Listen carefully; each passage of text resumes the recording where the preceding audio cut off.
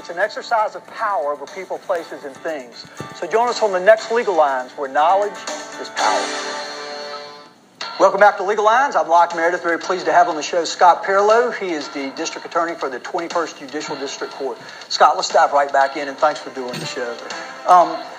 You talked about prosecution. It obviously depends on the quality of the evidence that you get. You're not the ones that necessarily create the evidence that you use.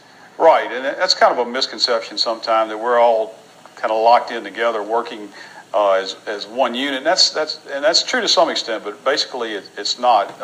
Law enforcement provides the investigative function of the system. They're the ones that go out and actually do the investigation of the events that take place, determine if they think, in their estimation, maybe that a crime's been committed.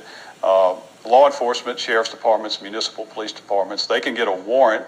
They have the availability to get a judge to sign a warrant, which allows them to physically go and get someone and put them in jail if they think a crime's been committed. But all of that should be based on an investigation where the facts are assembled, and that sets out that a crime has been committed. So that's kind of in general the way it works. I have people call me sometimes and say, you arrested so-and-so, and sometimes I'll stop them and say, wait a minute, I don't arrest anybody. And DAs in Louisiana do not have authority to arrest. We don't. Sheriff's departments arrest people, and police departments arrest people. So it's a good kind of breakdown of the system. There are checks and balances. But you're right.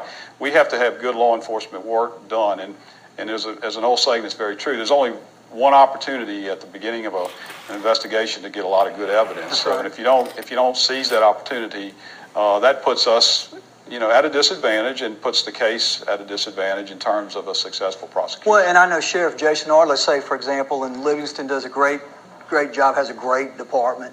But the bottom line is, you don't even receive the information until weeks after somebody's been arrested. Is that correct? You're right. I have people that will hear about someone being arrested, and they'll ask me, thinking that I know all about it, a day or two after the arrest, and many times I don't know anything about it, because you're right. Law enforcement is doing their role, doing their function. When they complete their work, they will basically deliver it or refer it to us, and then we'll take it and we'll consider how to proceed with the prosecution. Go ahead. Well, you indicated that really, in a way, they're also using discretion, as I understand it, as to whether or not they think there's a crime that's been committed? No doubt about it. Law enforcement has the first line of discretion. Wow, first door to open. Yeah, right. And I had a woman this morning tell me that her complaint at the police department has just been shuffled around. I said, maybe it hasn't. Maybe they just decided that it doesn't rise to the level of a crime, and that is their discretion. And I think sometimes it's good discretion. So does a person or a victim or someone who's been arrested have the ability to come directly to you and skip the police department? Well, they do. They do. We can initiate investigations. We have some tools available to us under the law to subpoena documents or individuals to appear before a grand jury. But yes, that can happen, but it rarely does in our system. We're not set up to investigate. We don't have the manpower, the training, the resources. That's why we have sheriffs and police departments to do it. They're trained. They're better at it. And that's the way we would prefer it to happen. So let's explain the criminal charging process. You mentioned the grand jury. There's basically you can decide to charge a crime, or you can allow a group of folks. Explain to the two systems that we have. Yeah, in Louisiana, there's two ways to what we call initiate prosecution. One is by way of a bill of information. That's a document that we create in the DA's office, and it's done with the DA reviewing the file, reviewing the evidence, the investigative report, and deciding, I think there's sufficient evidence here to go forward. So we file what we call a bill of information, which is a document with the clerk of court, and that in effect starts the prosecution of that particular case. The second way to do it is by use of the grand jury or bill of indictment, where we present a case. The DA has the authority and has to present the matter by way of evidence, and usually a witness, to the grand jury. And the grand jury makes the decision whether they think there's enough evidence there for a successful prosecution. So they file, if they think it's a good case, they file a true bill. If they conclude that there's not enough evidence there, they file a no true bill. There's a middle ground position too, what we call pre-dermit, in the event they don't think or they can't make a decision. So that's how we do it. In Louisiana, only two types of cases have to go before the grand jury.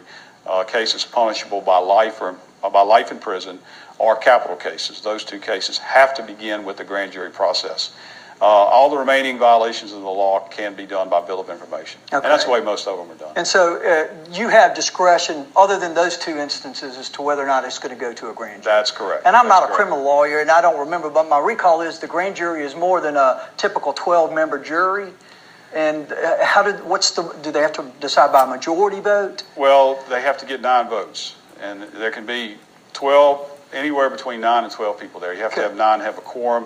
So 9 votes constitutes a decision, either a true bill or a no true bill. And as I understand the process also, they really only hear one side of the case. That is, there's enough evidence here that we think a crime committed and they should be charged with this crime, and the defendant really doesn't get a whole lot of shot at disproving that. That's true. That's true. It is a one-sided presentation. But I would hope, and I would hope my assistants do this. I mean, we better present things fairly, because if you give birth to a case by way of the grand jury, then you're stuck with raising that case and finishing it off. So you don't want to go in there and get an indictment.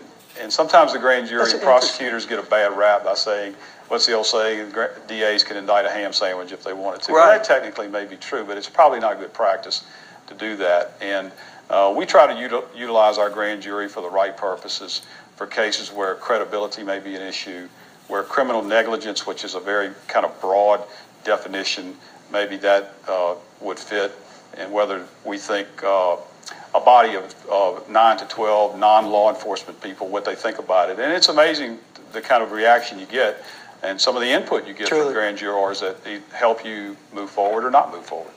And so in this scenario, let's say an arrest is made, a charge is issued.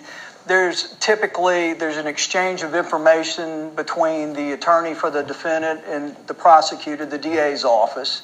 And then ultimately, there may or may not be negotiations on what folks here is called a plea deal. Explain that to folks. Well, plea bargaining is given kind of a bad connotation, but the fact of the matter is it's just a necessary part of the system, whether you call it plea bargaining, charge bargaining. I like to call it just a resolution of cases, and we try to do that in a manner that's good for victims if there are victims involved, and what's good for the community. You know, we don't just go in there and try to resolve cases just for the sake of closing our file. We realize we have some people that may be a threat to the community, may have a serious criminal history, and maybe just it's time for serious consequences. So we try to make decisions on that part, but there's no way we could proceed with trials by jury or judge for the 3,000 or 4,000 cases a year that we open up every year. So some of them have to, as a practical matter, be disposed of by way of a plea. And you mentioned it, but you actually have a division or folks dedicated to making sure the victims are involved in the process. Explain that to the Absolutely. We try to make sure that victims are as satisfied as they can possibly be with the system when it's finished, when their case is finished. Does that always happen? No. Sometimes they're not. But we try to make the best decision we can with the victim's satisfaction in mind. And sometimes it works, sometimes it doesn't. The biggest thing we do is try to keep them in contact. Excellent. All right, we'll continue this on the next segment. This is Locke Mayor with Legal Lines. My guest, Scott Perlew, District Attorney for the 21st Judicial District Court. We'll be right back.